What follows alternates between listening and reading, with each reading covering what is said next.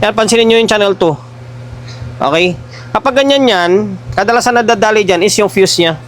Tumitirik yung fuse. And then once na tumirik yung fuse, automatic, sira yung MOSFET or output transistor nya. Okay? Kaya umiilaw yung protect dito, hindi signal. Yung isang fuse lang bumigay dyan. Yung isa is buo yan. Okay? Tapos yan, oh, naka-fault siya. Oh, kakatapos lang natin gumawa ng Tecno Master na CA9. Ngayon, eto, dako tayo sa may iMix na Trident CA18. Shoutout kay GNE Mini Sound, Fairview or Litix. Magkasunod lang, isang lugar lang sila ni Kwan ito. Yung ginawa natin ng Tecno CA9 and then mga sumasali sa Battle of the Sound to. Ito sinasali sa Battle of the Sound to eh. Nadali lang to nung sa battle sa may Bulacan. And then ito guys, nagawa ko na ito last year, yung nakarang taon pa. And then nagtakala ako bakit yung dito, hindi ko alam kung anong ginawa ni Toto or pinagawa niya sa iba to. Kasing tip na to, hindi ko lang matandaan ha, kasi last year ko pa eh, kung dito talaga ito dito, or kasi yung tip na 122 na yan, dito yan eh, dito nakalagay yan oh. Yan, dito nakalagay yan. Tapos dito, alam ko parang sa fan yata yan, hindi ko alam kung bakit parang dito nila nilagay. Siguro umiinit, na normal naman talaga yun, umiinit yan, kaya may sink yan eh. Hindi ko alam kung bakit yan nilagay. Okay, ganyan siya oh. Mas okay, mas makapal yung sink nito, pero kahit doon sa ilalim lang, okay naman sana eh. Medyo kwan lang siya tingnan. Okay, ngayon ito, issue nito, kaya dinala rito sa atin to is, ito na, sibak yung channel 2 nito.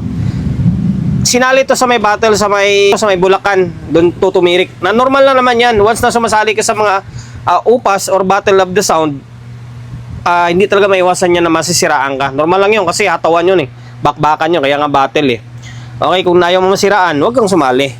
Ayan, ngayon naka-plug to sa may bulb. Ayan, naka-bulb tayo. Okay, switch on natin. Kuhaan ko to, repair ko na nung last year to eh, Phoenix bias natin. Yan, nagsasabi tayo ng totoo ba kung na-repair natin, hindi na-repair natin. Kung wala, kung hindi, hindi pa. Pero ito alam ko, hindi ako gumawa nito eh. Yung ito, nagtataka ako bakit dyan na yung tip na yan. Yan, pansinin nyo yung channel 2. Okay? Kapag ganyan yan, kadalasan nadadali dyan is yung fuse nya. Tumitirik yung fuse. And then once na tumirik yung fuse, automatic, sira yung MOSFET or output transistor nya. Okay? Kaya umiilaw yung protect dito, hindi signal. Yung isang fuse lang bumigay dyan. Yung isa is buo yan. Okay, tapos yan oh, naka-fault siya. Okay, dito is normal. Okay? Yan, ito yung babanatan natin. Ay, inulit natin na, shoutout pala kay Toto kababayan din natin, Ilonggo. Alam niyo mga Ilonggo, mahilig sa mga upas eh. Ayan yung magiging disadvantage niya. Masisiraan at masisiraan ka once na sumali ka sa may battle. Okay? Ngayon, yan, baklasin na natin tong channel 2. Nabaklas ko na yung channel 2. Ngayon, unang i-check natin dito ay, siyempre, ito yung fuse niya. Sabi ko nga sa inyo kanina, maaring bumigay yung isang fuse, yung isa buo, kaya naka-clip protect siya. Ngayon, naka-buzzer mode tayo. Okay, naka-buzzer mode tayo. Okay, ito. Okay, ito open. Dito, ito buo, di ba? Tama yung sinabi ko. Ito buo to. Okay, ito open. Ngayon, next na i-check natin is itong diode. Tingnan natin kung may shorted or wala. Okay, hindi nag-short. Maaring good yung output. Maaari. Dito, okay, hindi rin nag-buzzer. Maaring good yung mga output. Ngayon, dako tayo dito sa may MOSFET nya. Dito sa may MOSFET. Okay, hindi nag-buzzer. Okay, dito, hindi rin nag-buzzer. Dito, okay, hindi rin. Dito, okay, hindi rin. Ngayon, dito sa may kabila, kasi kailangan check mo kabilaan. Dito, okay, short. Shorted dito, isa. Tapos ito, pangalawa pala kanina check natin ito, nakatago yung isa. Ito, okay, maaaring buo to. Tapos yung pangatlo, okay, maaaring buo din to. Okay. na 98 ohms. Mukhang maring good yun. Ito, okay, shorted. Shorted yung dalawang MOSFET. Itong diode, check natin yung diode syempre. Okay, sira din yung diode, oh. Short yung diode. Okay, ito yung isa.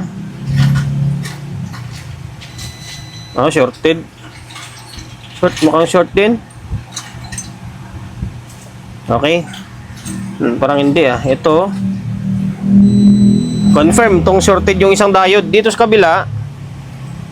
Okay, hindi siya nag-short. Dito. Okay, hindi rin.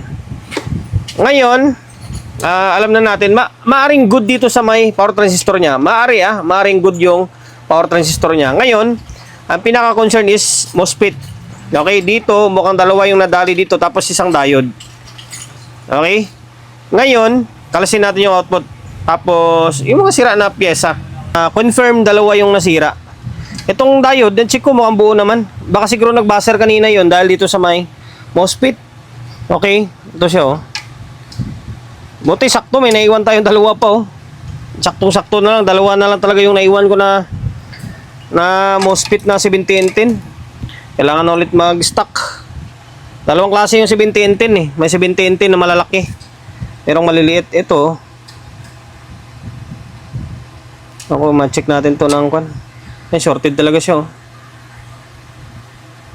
Okay. Ngayon, gagawin natin is palitan ko to. Palit ko muna to, tapos testing natin. Kasi nagdadalawang isip ako, baka mamaya may problema tong stepper oh. Diba? Bakit dito lang na side? Baka mamaya may problema to eh. Mamaya malaman na lang natin yan kung may problema yung stepper or wala. Sana wala, na ito lang yung nadali. Okay? Ito, day 2 ng pagre-repair natin dito sa may iMix by Trident. iMix by Trident na si A18. Ngayon, kahapon, nagpalit na ako ng mga nagpalit na ako ng MOSFET. Nagpalit ako ng MOSFET, ito siya oh. Kahapon kasi ginabi na ako eh. Tapos, ito, change value. Ayan, ito, change value ito. Yung, saan ba yun? Ito. Nangitim na oh. Hindi na umabot ng 1.5 to. Tumaas yung value nito. Dito galing yan. Yung pinalitan natin. 1.5K ito. Same lang din dito. Okay? Sira to. Tapos, sira yung MOSFET. Ngayon, ang problema ay hindi pantay yung bias. Kaya ginawa ko, inangat ko na ito para para makapaghambing ba kung alin ang may problema sa kanila. Ngayon, pansinin nyo ito to. O natin.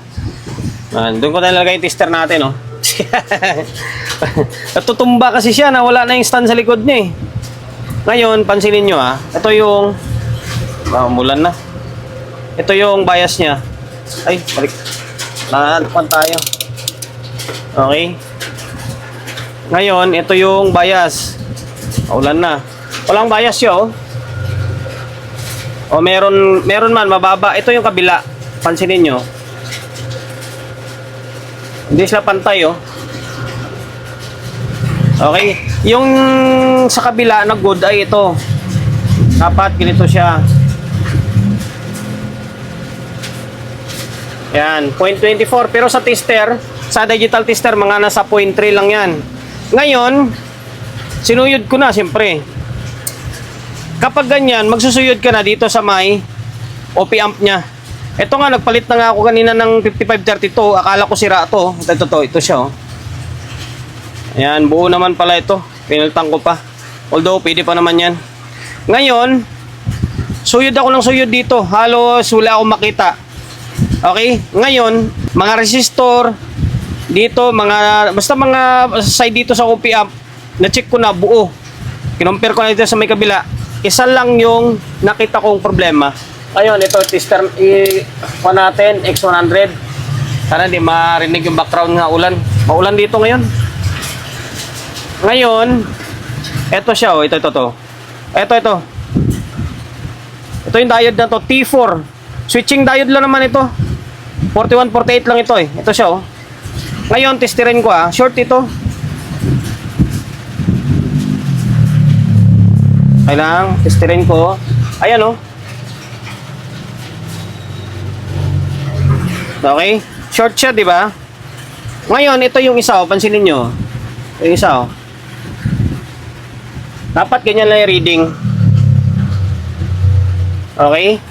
Ngayon, ikuha natin siya. Iangat natin, ha. Ito, iangat ko to, ha. Angat ko. Ayan, para malaman natin kung talagang sira siya. Okay? Ngayon, ito siya, testerin ko, ha. Oh, short talaga siya, oh. Diba? Shorted talaga. Ngayon, palitan natin to. Ang value nito is T4. Kung makikita nyo, sana makita to. Okay, ito siya, oh. T4. Okay, T4. Yan. T4. Okay. Ngayon, palitan natin. Pan lang naman yan. 41, 48. Palitan natin. Tingnan natin kung ano magiging klabasan niya. Ngayon, ito pinaltan ko na. Ito siya, oh. Yan. Ito siya, ito. 41, 48 yan. Wala tayong SMD na 41, 48 eh. Ngayon, yan lang nalagay natin. Ngayon, on natin. Tingnan natin kung ano magiging klabasan. Okay, naka-on na siya. Tester natin. Range natin ng 2.5. Okay. Buti, umulan na ngayon. Dito, baliktad. Teka lang, baliktad. Dito, pansinin nyo, ayan na siya, oh. Diba? Tapos, ito yung isa. Pansinin nyo, lagpas ng isang guhit, oh. Diba? Pamparin yan. Kung sa digital tester yan, hindi pwede. 0.25 na yung isa, oh. Yung kabila, oh. Diba? Tapos, ito yung kabila, oh. Pansinin nyo. Mababa ng konti ito. Oh. Diba? Pansinin nyo dito sa may kabila. Pantay na pantay ito. Pantay na pantay. Nakakuha na natin, eh. Nahuli na natin yung isa, pero may kulang pa rin. Pansinin nyo. Yan. Tapos, ito yung kabila. Dapat pantay yan.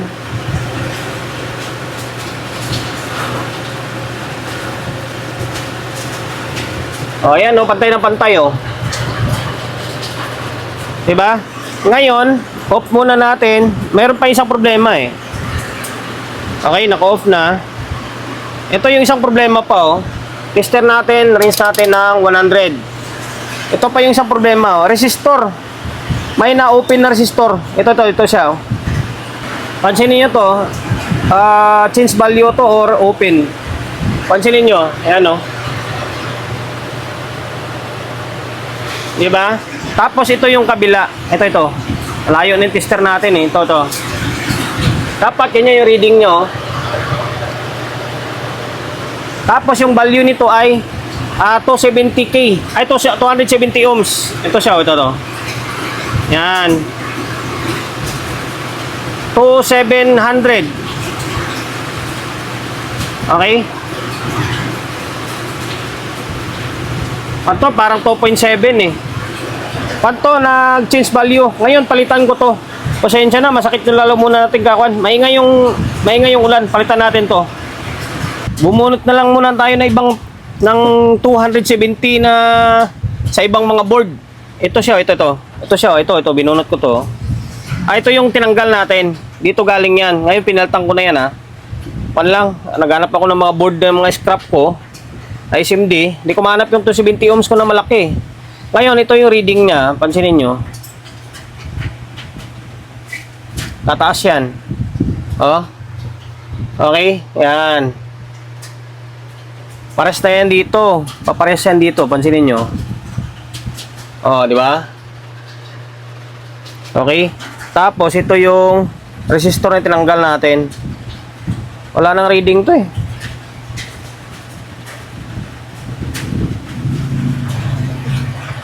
Oh, pansinin nyo, wala, oh. Di ba? Wala na siya, oh. Sira yan. Ngayon, tingnan natin kung ano magiging bias niya, maging normal ba siya or ay problema pa na iba. Ganun ako mag step by step mag troubleshoot. Okay, tingnan natin Sana maging normal na. Yusin natin tester natin. Dito baliktad naman lagi itong salang ko. Okay. Parang bumaba siya lalo Tingnan natin. Sa kabila, kailangan pumantay lang naman siya Meron pa rin kulang Pansinin nyo Ibig sabihin masira pa yan dyan. Kulang-kulang 0.24. Kulang-kulang 0.24. Parang pantay na Hindi, lagpas to Ibig sabihin may kwan pa, may problema pa. Hanapin ko na nga lang para hindi na mababa yung video natin. Kaya pala kahit anong check ko dito, halos wala akong makitang problema. Okay, ito, meron akong pantoy yung tinatawag na bangungot. Kung di mo lang alam yung diskarte, kamote talaga. Ito, bigyan ko kayo ng referensya. Dito, dapat yung ito, mula dito, halos magkadugtong sila lahat. Pansinin nyo, kung ko na nga, lapit ko na nga yung tester natin. Medyo malayo Ayan, lapit natin. Tumba kasi itong kwan ito. Tutumba kasi siya Tapos dito, basta halos, kung tutusin, halos magkakasama sila. Pero, ayun dating niya short diba? Itong isa. Pagdating dito, pansinin nyo. Dito, magkasama yan, siyempre. Magkasama. Pagdating dito, ito, hindi na siya short naputol Okay? Naputol, di ba? Na dapat magkakasama sila halos lahat. Hindi man siya yung literal na magkasama, pero dapat ang dating ng reading niya is magkakasama. Ito yung problema Sira pala to dito, yung isang transistor Tapos na-open pala tong lintik na to Kwanto yung kasama sa drive ito. Yung output nito is ito lang. Yan, ito yung final drive ito Kasi kaya mapapansin mo, may guwit papunta yan doon. Di ba? Ngayon, kapag i-check mo ito, short. Yan tinanggal ko na nga siya Inangat ko na siya. Pansinin nyo. Ito. Open ayan. Check ko Kailangan ayusin natin. Yan. Iangat natin. Open Diba? Na-open siya. Tapos yung output transistor, ito pinutol ko yung emitter niya Ito pansinin nyo. Short Diba? Na dapat hindi short yan. Tingin ko yan halang problema dyan. Putik niyan. Nasira itong dito, yung switching diode. Tapos na-open yung resistor, yung 270. Tapos sira to dito. Bangungot to sa totoo lang. Ngayon, tanggalin ko tong output transistor tapos palitan ko tong 0.25. Napalitan ko na ng output transistor. Ito siya, ito. Yan, ito. Ito yung bago na to. Hindi namin paa niya, malinis pa. Ito. Tapos, itong bloke, napalitan na natin. Yung sa may emitter resistor niya, 0.33. Wala tayong 0.25 Kahit 0.47, pwede naman yan. Ngayon, naka-buzzer mode tayo. Naka-buzzer mode. Ngayon, ito yung output sira to. Yung buzzer, di ba? Shorted. Ayan, shorted siya. Shorted. Tapos, dapat dito, halos mag-short ang dating niya. Ito. Dito. Dito. Dito. Parinig niyo yung buzzer, di ba? Same din dito yan. Buzzer. Buzzer. Buzzer. Buzzer. Okay, ngayon, madako tayo sa may biasing. Kaya digital lang ginamit ko para mas makita nyo ng klaro. Okay, switch on natin. Okay, hindi umilaw. Ngayon, pansinin nyo, wala ka nang halos makitang ilaw. Kanina meron yan. May maninag ka pang ilaw na kulay orange. Ngayon, bias. Lukat natin. Ayan, 0.29. 0.29 pansinin nyo to dito. Ayaw. O ayan, 0.29. Parehas na parehas. Walang labis, walang kulang yan. Pa? Kailangan pantay. Kanina talaga tabingi Sabi ko, bakit ganun? O, ito, tumakbo na ng 0.3 ito. Tumakbo na siya ng 0.3. Taas baba naman yan kasi yung voltahe natin tumataas, bumababa Nasa around 3.3 na yan. Tapos dito, okay, ito 0.29. O, 0.29. Hirap. Okay. Ayan, 0.29. Around 0.3 naman na yan. Hirap naman yung tusok. Okay.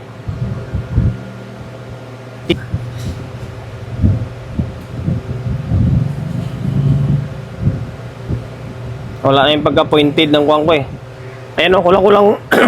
Halos magpa-0.3 na rin kasi siya 88. Yan, normal na to. Okay. Hindi, wala na siyang ilaw wala ka na makitang ilaw Yun lang talaga yung problema niya. Ang bihira na yan. Masyado tayong pinahirapan. Okay, balik natin tong board tapos testing natin. Naibalik na natin yung dalawang board. Okay, tornilyo na lang kulang dito. Yung mga fan nilinisan na natin kasi malikabok.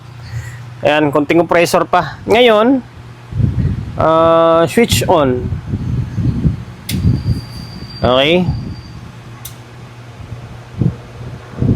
Normal na yan, wala nang kailaw-ilaw yan Ngayon, laptop natin gumagana. Antayin natin. Ito yung kainaan ng yung IMX Trident, matagal yung delay niya. Pag nasa battle ka, talo ka dyan. Okay.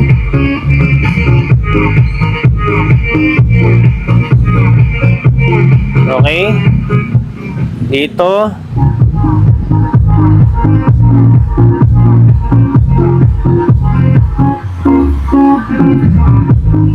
Okay, ngayon ito 20 natin para sure ball. Hindi yata abot Kailangan ko talaga ng saksakan na to 20 dito. Okay, ito na, naka to 20 na. Dito kasi mga to 20 ko. Yung isa na yan, bulb, di ko na halos ginagamit yan. Ngayon, o natin. Naka to 20 na tayo Matagal talaga yung delay nyo. Mga eksaktong 5 seconds talaga yata yung kanya. Yung delay niya. Pag nasa battle, talo ka na niyan. Sayang oras. Iyon full volume.